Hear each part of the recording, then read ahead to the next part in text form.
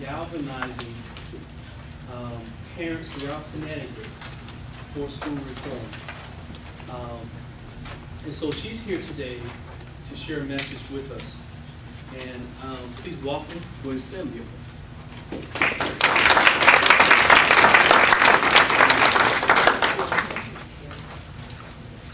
I say it, they say, you're not supposed to say you're just a parent.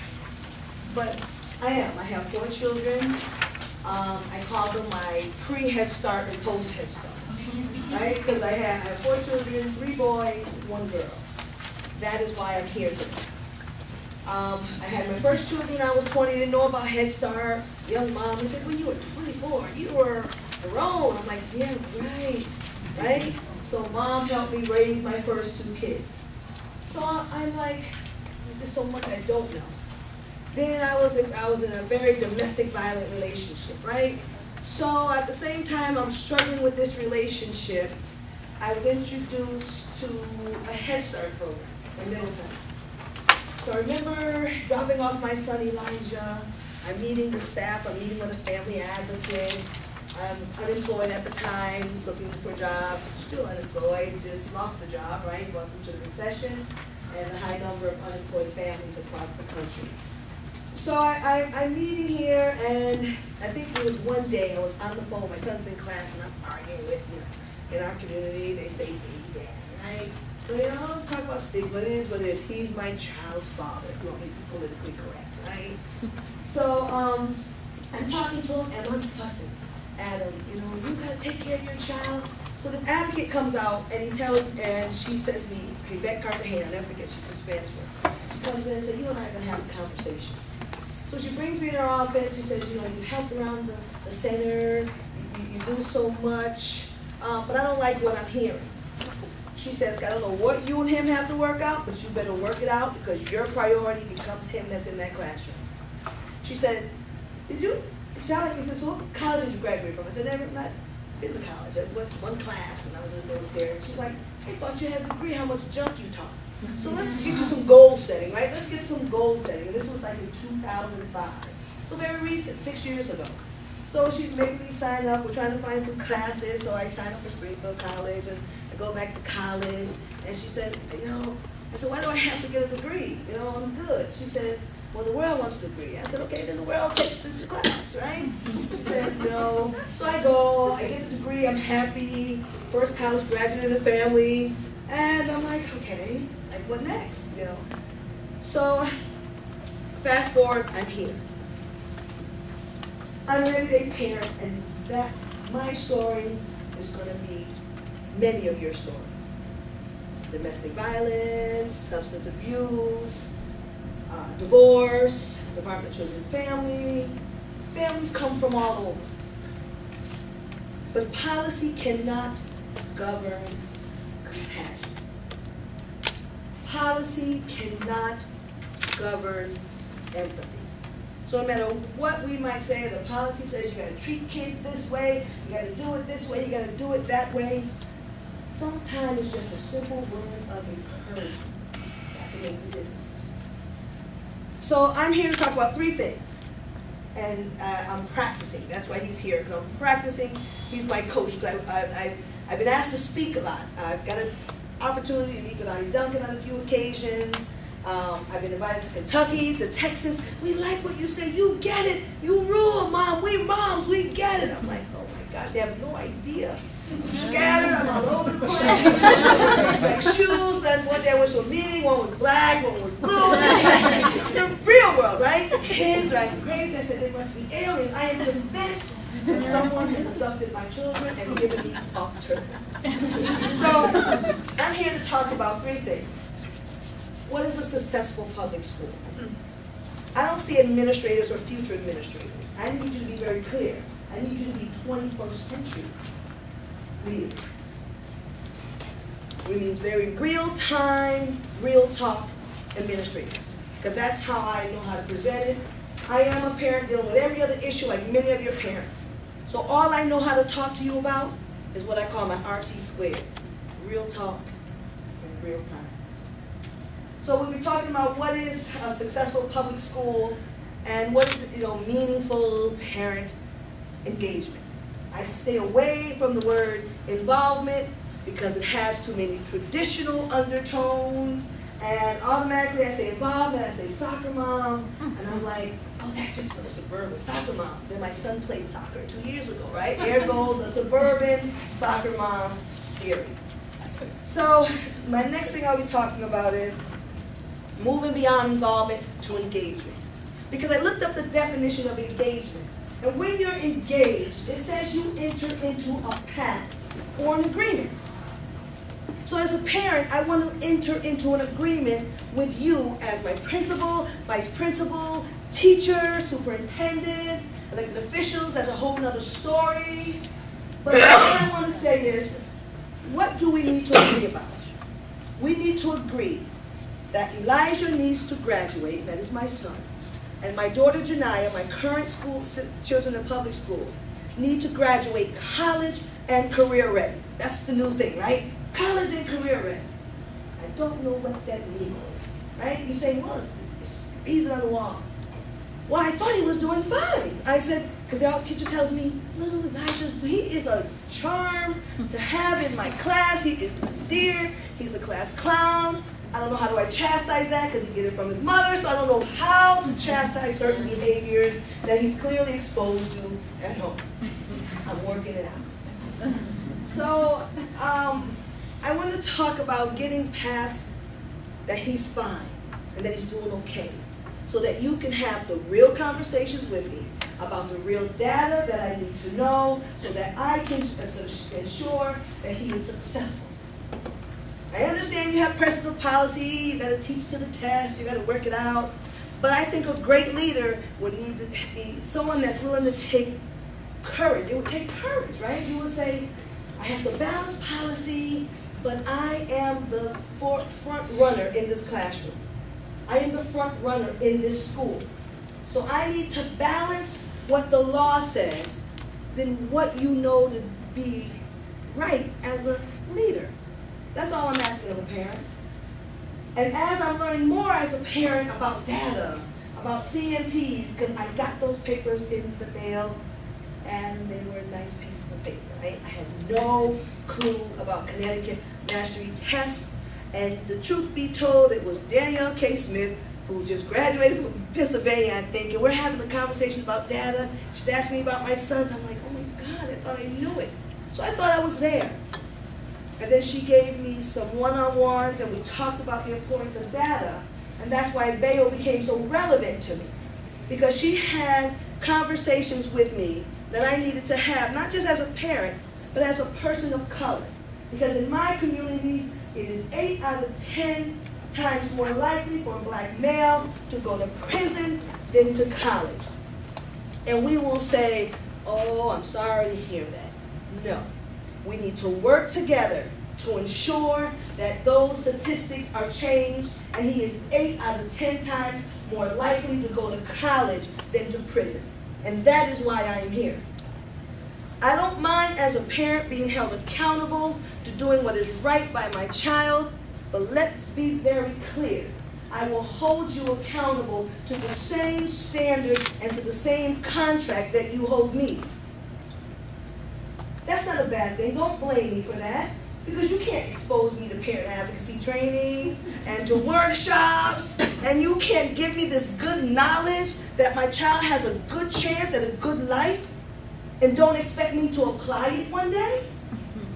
And that is what I noticed as we talk about this title, which is much appropriate, right? A new day has come. Let's be very clear, ladies and gentlemen, the new day is here. And you say, well, is it about today's the achievement gap? No, we have the first African-American president. I don't care what party you're from. It is what it is. It's history.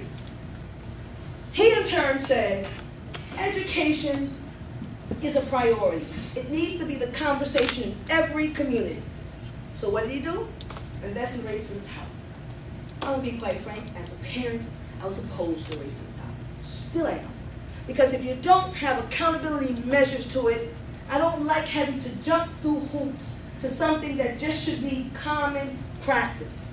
But that's just my opinion as a parent, right? So I'm working with it. They say we're going to get this new money. We're going to turn around these low-performing schools. We don't like charter. We don't like traditional. It's about magnet. It's about, and this is my bottom line. If you receive public taxpayer dollars, whether you are a charter, whether you are traditional, whether you are early care and education center, whether you are an after-school program, you need to be high quality and effective. Don't have me as a parent jumping through hoops saying what's good, what's not good.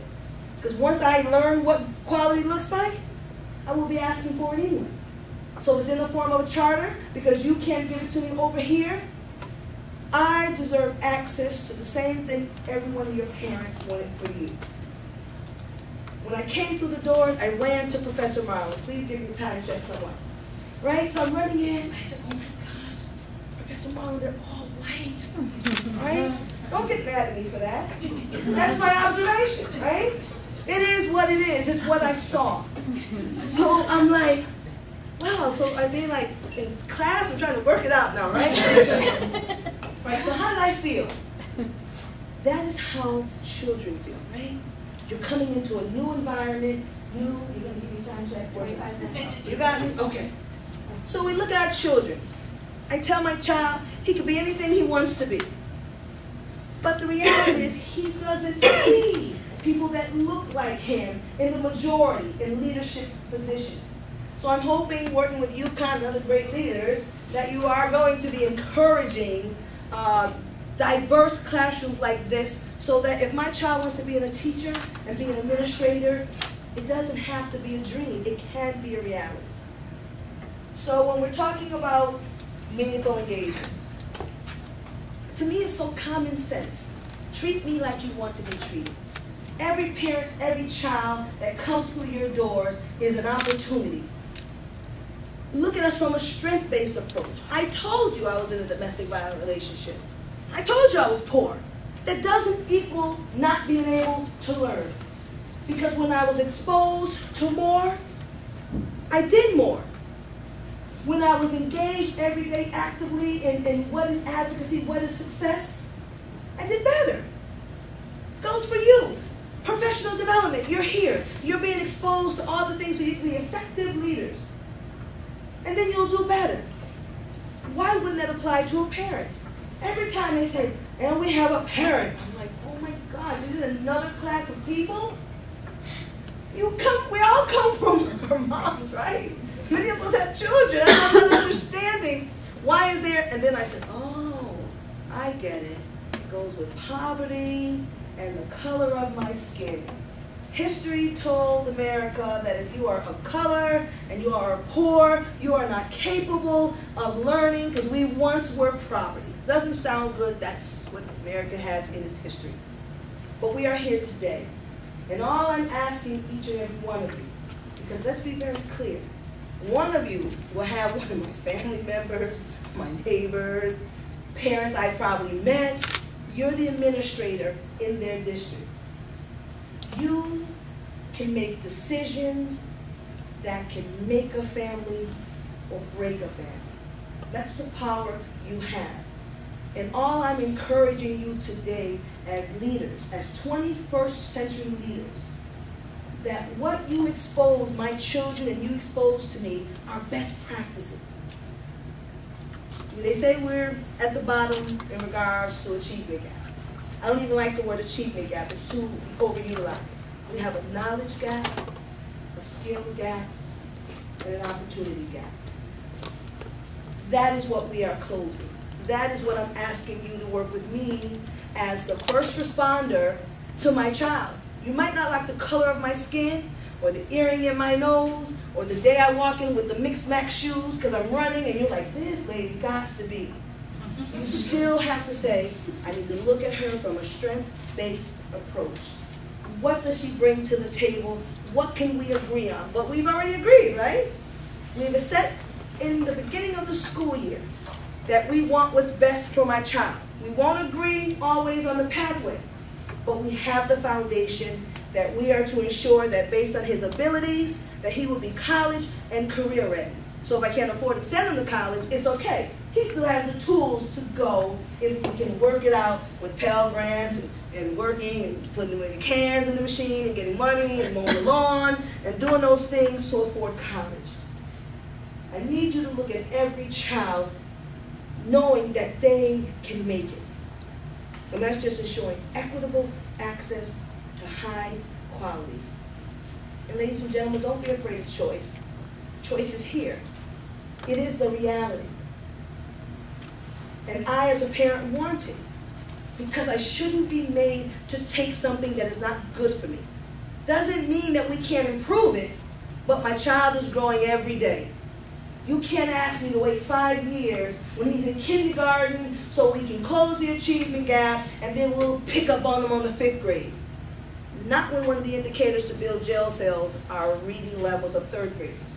You can't in good conscience ask me that as a parent. So this year, as you go out into this new world, right, and be like, and I'm going to be bragging to all the parents in Connecticut when I meet most of them, I met your superintendent, I don't know who you are, right? And I'm bragging, right? I know people, I know them. What's happening in your school? I give them a call. I don't know none of you. And again, I thank you for this opportunity. I know I was all over the place, but get it. I need you to be relevant. Talk in today's language. It's okay if you call it foyer and I call it hallway. Can we work it out, right? Let's just work it out. And just know that policy can't govern to do right by all of your students. And that's all. Yes, kids come with some behavior challenges. Yes, my parents come with a little bit. But I might be rolling my neck, but I understand data. And that makes me dangerous in the wrong hands, right? So I thank you again for this opportunity. If I can answer any questions, you'll be cordially invited because we're hosting a state event with the U.S. Department of Education. That's what I was looking at Chris. I had a chance to meet her at one of our forums. And communities, parents are ready. They're saying, I'm learning quality. You're teaching me. All these PLTIs and parents see, I'm getting it. I'm getting it. So I don't mind being pushed, but I'm pushing back. But that's because we've made an agreement that we want the outcomes that will ensure that he or she graduates high school, college, and or career ready. Thank you very much for your time.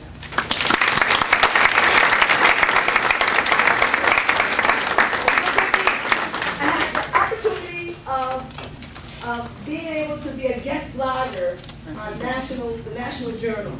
And what was so interesting, you had to be invited. I'm like, how are they the experts? I don't get it, because the question was, can communities and parents help turn around schools? Yeah, that was a question. That was the question, so why do you want to talk to me? You're the one who asked me if I can help it turn it around. So how about talking to the poor people and the people that want to help you, and you'll be able to answer this question. So I had the opportunity, felt good for the moment. Excuse me? Oh. Now Gwen, to be honest, she must be tired because normally, whew, so she must be tired. You know, because normally she's really intense and she was very laid back this morning. Trust she was laid back this morning. But I've worked closely with Gwen on, anything that she needs. She knows that she can call me, and when she talks about interpreting statistics, she has a group of professors who help her do it. Any questions she has, we have people lined up across the state that, because we've identified who our parent leader is in the state. We've identified that. So we pour support, knowledge, resources behind her. So any questions she needs, 24-hour access. Any questions she needs, any research she needs, it's done. Any report she needs written, it's done. Now, let me piggyback on her since she left a little bit of time here. In the first day of class, it's going to be a repeat for some of my students, and this may be new information for some. Let's talk about the context for achievement in the state of Connecticut. What is the issue we're facing? What's the challenge we're facing? Now, to do this, we're going to use both a statistical and a historical context. You guys are familiar with the National Assessment of Educational Progress, right? It's our national assessment that we've been using for the past 25 years or so that allows us to compare state to state using the same set of standards. And this test tends to be more rigorous than our state assessments, because every state can kind of set their proficiency benchmarks, and of course, so states won't get in trouble, they kind of set them a little bit lower. So this is a more rigorous assessment of how kids are doing across the nation. So our latest data, the 2009 data for Connecticut, we're going to look at 3 subgroups. We're going to look at white Americans, which are the blue spheres, African Americans, which are the orange, and Latino Americans, which is the green. The numbers above denote the number of students who are below proficiency, the percent of students in that grade level for the subject that's below proficiency. So we're looking at CMT math for 4th grade, which is on your left side, and 8th grade, which is on your right side. Everybody oriented to the chart now? So what we find immediately is in the blue spheres, white Americans are not doing that well either. 4 out of 10 in the 4th grade mathematics are below proficiency. Almost half are below proficiency in the 8th grade mathematics. That's not good, right? So we got work to do across the board. Now, if we look at African Americans, we see that somewhere around 87.5, 88, somewhere around there, if you combine the 2 grade levels, are below proficiency in math. So we're talking about somewhere around 8.8 out of 10 kids in the state of Connecticut. 8.8 below proficiency. Very similar numbers for Latinos. For reading, all of the reading that we've invested, the money we invested in reading, we see that almost half whites are not doing well. That's not good. We see that around 83% across both classes, across both grades, are below proficiency among African Americans. And we see around 83% of Latinos across the board are below proficiency in reading. So we have serious work to do. We're not talking about, let's say, 3 out of 10 or 4 out of 10. Whites are starting at 5 out of 10 not doing well, and the other groups are struggling even beyond that. Now let's look at another thing that the National Assessment of Educational Progress data allows you to do. It's sort of a grade level equivalency. Let me get over here so you all can see. If you notice this last point, you see 298. If that 298 changes to a 299, typically on innate data, what it can denote is 1 month's worth of gain per grade level. Everybody get that? So if it goes up to 300, that means that they gained 2 months, and so forth and so on. Now, what this feature allows you to do is to roughly compare grade level equivalencies. Okay? So we're looking at math, 4th and 8th grade, 2009. What we find when we compare 4th grade African Americans with 4th grade whites is somewhere around over a 30-point gap. What does that mean? That means roughly somewhere around a 3-year difference in mathematics skills, knowledge, and ability. That means that in the 4th grade, you may have a kid, who instead of dealing with 4th grade mathematics concepts, they're struggling with 1st grade mathematics concepts. They're starting to work on word problems, which are introduced to you in the first grade. They're struggling with carrying numbers. It's simple addition problems and subtracting numbers in simple subtraction problems. So we're talking about a 3-year gap. And the same is true for Latinos. And the problem is that gap accelerates when they get to the 8th grade. It goes above 3 years. So if we're talking about a kid in 8th grade, by the time they get to the 5th grade, by the time they get to the 8th grade, they're really still struggling with 5th grade mathematical concepts. That helps us to kind of get a better gauge, as teachers, you guys know what kids should be doing per grade level. When you have a kid who's so far behind, this is literally, we're at a state of crisis in urban education. The same is true of reading. The gaps are smaller, thank God, but they're still there. If we go through the numbers and subtract and divide, and that gives you your average year difference, what you'll find is somewhere between a 2.5 to 1.5 year gap between African Americans and Hispanics and the average white child in the state of Connecticut. So I'm going to say, well, Dr. James, how long has it been this way? Since they collected data 25 years ago. For the past 25 years, the average African American and Latino child in the state of Connecticut has performed below basic on every assessment at every grade level and every subject level. Below basic. Every grade level, every subject. Now, Gwen proposed a theory that if you get communities involved, engaged, not involved, but engaged, that we can radically shift the momentum. Question: is that true? Do we have any evidence to suggest that if, let's say, the African American community become more engaged in the educational progress, in fact, take more leadership of the educational progress, that we might see better outcomes? Do we have any evidence of that? The easy way to find that answer is just to explore American history, the historical context. What we find, we're going to do some quick mathematics again here. What we find is why was 1776 important? No, I'm serious. This is not a rhetorical question. Independence, Declaration of Independence, founding of America. Very important. Now I asked this question to some group of teachers, and they just sat there for 5 minutes. I would just sit there like, I'm not saying nothing. So 1776 is when we became a nation. Very important date in American history, right? It marked the end of the Civil War, and what else? 13th Amendment. The passing of the 13th Amendment, which did what? Freed slaves provide citizenship rights to African Americans, right?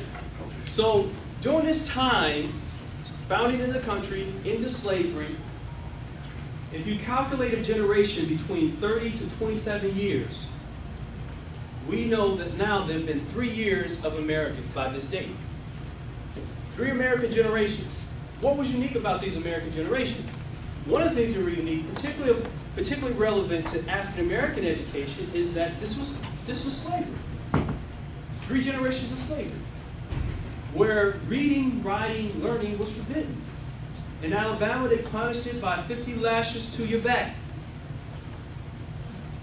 for the first offense, 100 for the second offense, if you caught reading or writing.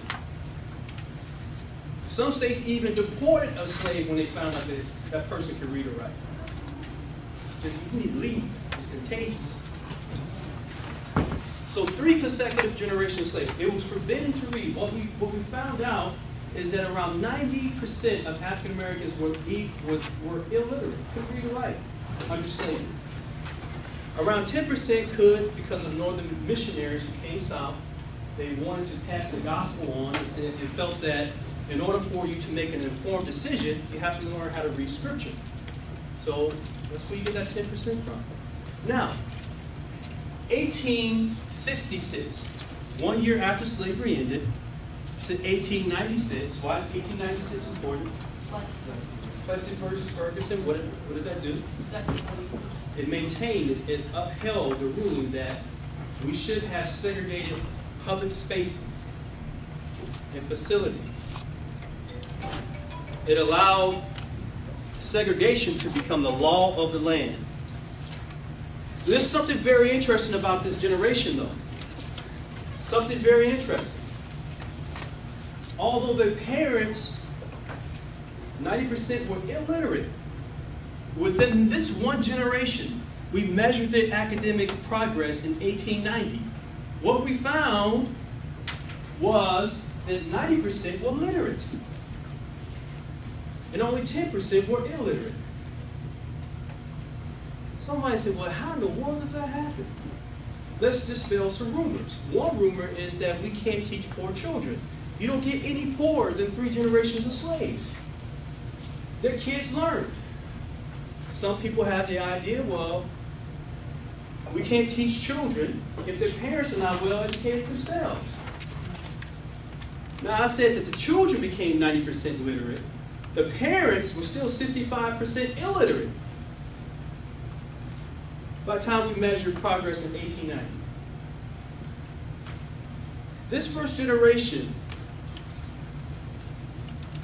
they have stories, they have pedagogy, they have practices that we need to know here in modern education to close the achievement gap. How they educated was a community-based education system. Move forward to 1897, 1954, civil rights, Brown versus Board, that ended segregation. Between that time, you had 2 additional generations.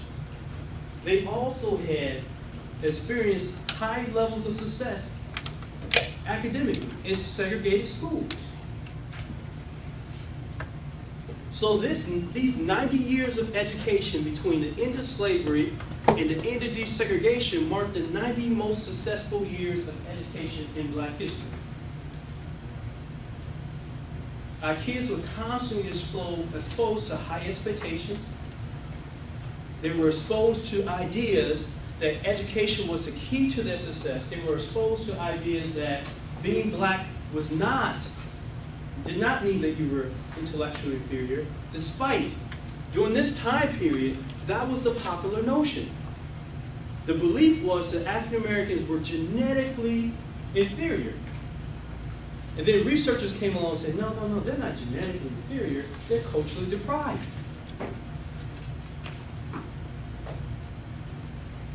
And right around the time when the cultural deprivation theory became popular, we desegregated schools.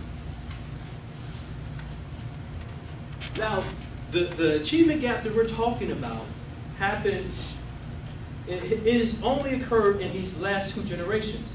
And then there's 1 generation that's coming up, our little children in school, my 3 little kids. That's that 0.1 generation. But the achievement gap is primarily among people, or generations who were my age, a little bit older than me, and then our younger children. It's not been this way forever, which means it is solvable. Now, what happened around this time too, not only was the cultural deprivation theory popular, what I learned when I talked to older Black professors this year in Denver, they told me that they were forbidden by their universities to do what's called Black-on-Black research around this time.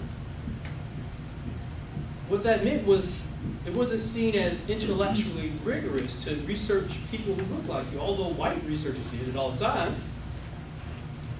The problem happened was as we desegregated, we also lost the Black teaching associations, which drove this success. They disbanded and legally had to become part of the white associations, which meant we also lost Black pedagogy and Black leadership teaching practices. And because researchers weren't allowed to research Black-on-Black research, they could not document what researchers were doing, what teachers and leaders were doing that made them so successful. But all was not lost. This summer at ARA in Denver, this past year at ARA in Denver, Dr. Sadie Walker from Emory University received all the documents dating back to 1915 from the Black Education Associations, the 3 surviving members. They gave her everything. What they found, what she's now being able to do, is to let us know what the curriculum was, how they did professional development, how to train leaders, and they discovered that they had a national curriculum. Under segregation, no emails, no computers, no technology, but they developed a national curriculum every year. that targeted the very specific academic, social, and emotional needs of African American children throughout the country. And every state was aligned with that national agenda, and within every school, every region of the state had a supervisor, and that supervisor was responsible for helping to organize the schools in the district and to meet the needs of the district, of all the kids in those local regions. Because what they found was that depending on where you were in the country, and depending on the economy of your country, of the part of your country, you needed a different type of education. In other words, they were culturally responsive. Your textbook, Geneva Gay, the one you're reading, we thought that she discovered culturally responsive pedagogy in 2000. No, she didn't. We have records to show they did this back in 1915.